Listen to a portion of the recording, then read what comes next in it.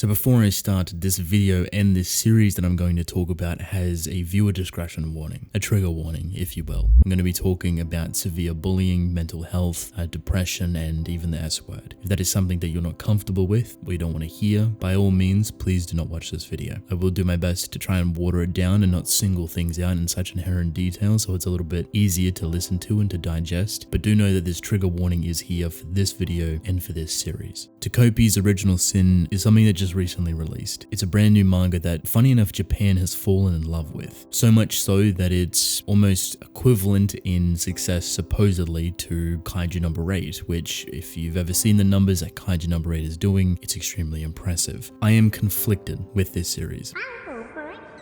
The first 3 chapters are interesting. It sets a very overwhelming foundation for its story, but how it goes about doing it is a little bit odd and something that I don't know that I feel entirely comfortable with. But hopefully we can find some sort of middle ground for it. So with that, let's begin.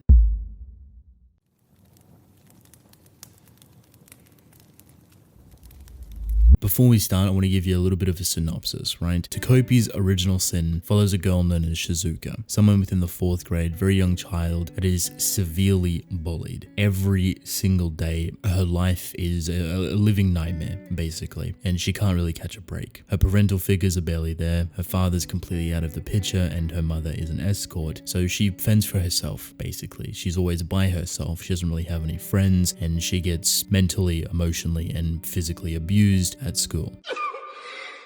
She comes in contact with an alien. This alien would be known as Happy or Happian, would later adopt the name Takopi, which I believe translates to octopus, because he kind of looks like one. Happian is what I would consider the embodiment of happiness. He comes from Happy Planet, he has happy gadgets, and his whole purpose is to spread happiness or joy to other people. Being an alien, he crash lands on Earth, and he comes in contact with Shizuka. This is the first time that he has ever met a human. These two would form a relationship, with Happy and the alien trying to understand Shizuka and humans further while trying to provide happy gadgets to make Shizuka smile. Obviously, because her life is a living nightmare and she is extremely bullied, this isn't really a possibility. It's something that doesn't really work, and Shizuka just goes about her everyday life. We then get introduced to that bully, known as Marina, and she is exactly like you think she is. Someone that is very obnoxious, someone that is obviously directly bullying Shizuka for her own reasons and takes it extremely far. This isn't just name calling or breaking certain aspects or utensils. This is physical, emotional, and mental abuse. It can be that severe and it can be further than that. There is so much here that Shizuka has experienced that the only point of happiness that she has in her life is her dog, known as Chappie. This is the only thing that makes her smile, the only thing that makes her happy. However, when that dog disappears, when a very tragic event happens and that dog is no longer within the picture, Shizuka has lost all meaning. After her only point of happiness within her life is now gone, she does not see the point in living, and she ends up taking her own, using one of the happy gadgets that she gets from Happy and the alien. Now, Happian has a lot of different gadgets. He actually finds Shizuka, and he doesn't really understand the concept of death. He doesn't really understand humans that well, but he does panic because he's technically broken the law. He's given a gadget to a human and hasn't watched them use it, which is one of their laws they have to abide by. So Happian's very confused. Luckily, he managed to take a photo of Shizuka when they first met, and he's able to transport back in time to that moment they took that photo and start again from there. Obviously, Shizuka is alive, but none of the memories that Shizuka had leading up to that point exist because they have not happened. And Happian goes through the process of changing or trying to change Shizuka's life so she doesn't meet that demise. So her dog does not disappear and that Shizuka doesn't take her own life. This is a very watered down version of Takopi's Original Sin. There's a little bit more here, but I don't necessarily want to express it or give it to you because it's part of the experience when reading it. That's if you obviously feel comfortable reading it. Like I said at the beginning, I'm very conflicted with this series. I honestly don't know how to feel about it because going into it, it has such a strong kind of understanding or opening to these very serious feelings, to these high emotional moments, to the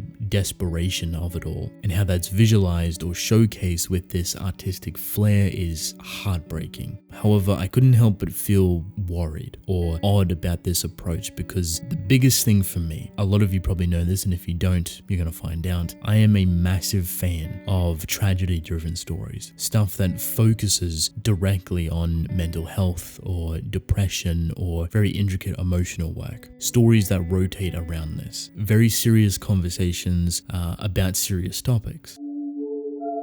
And it's the main reason why I have so much value and respect for a series like Oyasumi Punpun. Personally, one of my favorite series, but something that I recognize to be one of the only series that does serious conversations well, that focuses directly on mental health, depression, and a lot of other serious themes and topics that go within there. It is very difficult to write these type of stories, so much so that the litany of other stories that I have read have missed the ballpark in its entirety. They try to do what Punpun does. They try to have these very serious conversations around those serious topics, but they trivialize it so weirdly. They either water it down or play it up like it's something else entirely and completely miss the purpose of how serious these things are. These are real world issues. These are things that people have to face every single day. And the only way that you would ever write a story successfully focusing around these conversations and these themes is with respect, is to completely and entirely understand as best as you can the full picture, the full scale, the full intensity of these emotions. Depression isn't a linear thing. It isn't just something that you can write down on how it makes someone feel. It is constantly changing and evolving, and it is so inherently complex that trying to understand it is almost impossible. So when you're writing a story surrounding depression, you need to understand the broader picture. You may not understand the complexity or the difficulty of every single aspect, but you definitely need to put in the work to understand the bigger picture, how to showcase this in a respectful way, how to make it seem like it's accurate. If you've never felt it yourself, if you've never experienced yourself, you can only research, you can only learn, you can only try to understand it. And as long as you have an intention of playing it within a respectful way, your story will most likely be well received. The problem is that a lot of stories don't care about that respect. They don't care about that authenticity or that experience that people go through every single day. And it's funny because you can see it within their story, that something like depression is kind of overestimated or watered down to just being psychotic. And it makes these people look insane, look psychotic, chaotic. This is inaccurate. This is a flaw. This is a horrible depiction of mental health.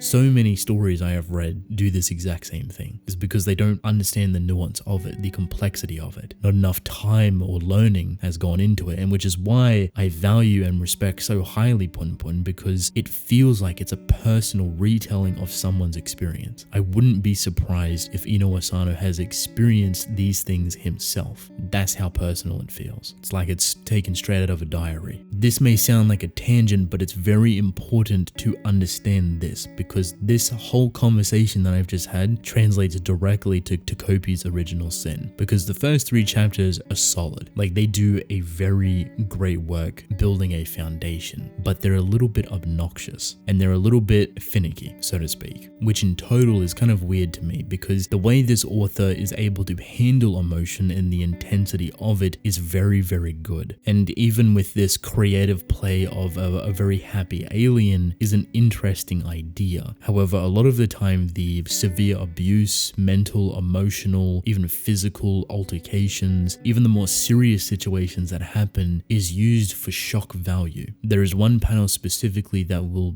surprise a lot of people, and not in a good way. Kind of hides itself in plain sight. You see it building up and then it happens, but it almost feels disrespectful. Even though the seeds were there for it to potentially happen, the way it's used and everything that comes after it feels so artificial. It feels so disrespectful, almost like you can just bypass it and go back in time so nothing ever happened. Do you see kind of my confliction? The way it's set up and the inner workings of it seem pretty strong, yet a lot of the other stuff that surrounds it or aids it or progresses it further feels almost non-existent, feels so artificial, feels like it's providing this level of disrespect, like it doesn't understand what it's actually showcasing. It's really weird, and it's because of the little creative alien as well. It's not always him, but because he doesn't understand humans, when he witnesses something like this, it just bypasses him completely. He doesn't comprehend it. He thinks this is a normal thing. On paper, this sounds interesting. However, when you showcase it in the way that the author has done, it's very trivial. It's very artificial, very finicky, and somewhat devalues the sheer intensity of that moment, the sheer desperation that Shizuka was feeling. As much as it sounds like I have a massive problem with this, it's actually what comes after.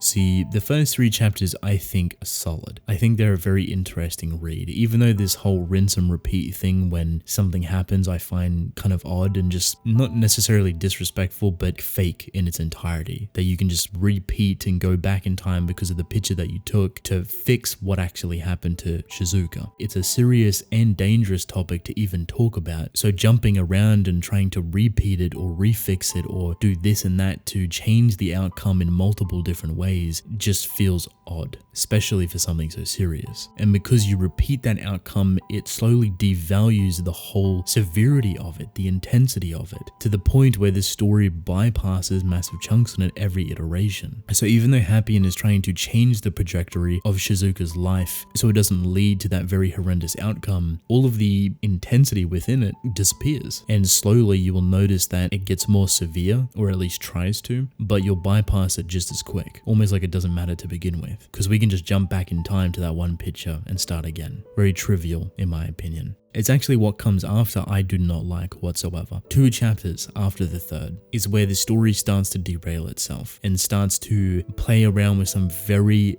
dangerous showcasings for these topics. This involves death directly, and it is not something to kind of take lightly. It's definitely not worked in the way that I feel like it's intended, nor do I feel like it works well. If anything, it kind of just disrespects death in itself. Even goes to the point of glorifying it to a certain extent. The thing is, you feel really sorry for Shizuka, and the story kind of pens itself as something that is a serious conversation. Even though it does have Happien the alien, it still has the inner workings of a story that takes itself seriously. But then around the 4th, 5th, and 6th chapter, it does something surrounding death that just does not make any sense whatsoever. This is not a normal thing, nor should it be pushed to be a normal thing, because now you feel conflicted as a reader. If you support Shizuka, now that she's happy, now that she's thankful for what has just happened, you are directly glorifying the death of someone else. This is not a good thing. And it's even more problematic when you find out that the girl that is actually bullying Shizuka has her own reasoning, her own kind of depression and mental health struggle and the things that she faces. She's from an abusive family. She has a direct issue with Shizuka because her mother is taking her father away from her, and because of that, Marina is getting abused and kind of mentally and emotionally manipulated because of it. Now, this does not justify her bullying Shizuka, but it does give you a better understanding of where Marina is coming from and how parents have such a massive control kind of development point for their children. It is just spiraling from her father to her mother to Marina herself, and that is transferring over to Shizuka. The 4th to 6th chapter is something that you just can't really agree with. Honestly, I feel like it's a little bit silly to even push it down that direction, and then they kind of double down on it even further to try and hide the fact that this death even happened to begin with. It is very weird. It is a drastic escalation in the story, and while the first 3 feel solid in its approach, even though it has this very artificial, finicky flair to it that kind of makes all of these very serious themes and conversations feel redundant because you can just repeat it, and uses its artistry to showcase these serious events as shock value. After that stuff, it feels like an entirely different story, and that it just loses sight of itself instantly. To be entirely honest, I don't really know. It's been a while since I've kind of ranted about a story like this. I'm kind of more so disappointed because it does handle things really well, yet adds so many different things within there that just contort the whole perspective of it in its entirety. So many weird decisions have been made that just devalue and even even disrespect the severity of all of this stuff. It goes back to the whole conversation I had about respecting these themes. You can write creative stories, but you need to make it known that this is the story that you're going for. This is the creative outlet that you're going for. And while yes, there is a whole alien, conceptually, it is still very serious. And it chooses to show these themes and these emotions in a very real and serious way. So when it disrespects that, when it flips in on itself, when it cannibalizes itself to show something off in a way that you just cannot agree with later on, it loses sight of itself. It becomes a story that you cannot take seriously, and very similar to the ones that paint depression and mental health as being psychotic, as being crazy. This all might sound like a negative, but trust me, there is beauty within here. There is some sort of understanding for these topics. It's just the way the story is going and how its architecture is built to begin with. It just seems like it doesn't fit or meld well with each other. I think that's why it's so difficult to have these very unique or creative concepts that work with serious emotional themes. Depression, mental health, severe bullying, anxiety, you name it. I would recommend that if you read this story, to be very careful with it. Try not to take it all too seriously, because it doesn't take itself all too seriously. At the beginning it will want you to, but over time you will see it somewhat unravel itself, and yourself might even feel weird about that. Endtime. So welcome to the end of the video. If you have made it this far, thank you. I appreciate you. If you have read Takopi's Original Sin, or if it's something that you might be interested in, I would love to hear your thoughts. At this point in time, I'm still very conflicted about it. It tried to pen itself as something serious, and then it instantly kind of reverted back on itself, and now I can't tell what it truly was trying to do. There's a lot of strong points within it, a lot of great understanding of things, but it feels fickle. It feels fake, artificial, sometimes completely disrespectful. It's a very odd combination of things, so definitely let me know in the comment section below. But with that, I want to thank you all for watching. I hope you enjoyed. Leave a like and subscribe. I would greatly appreciate it. Drink plenty of water, and I will see you within the next one. Goodbye.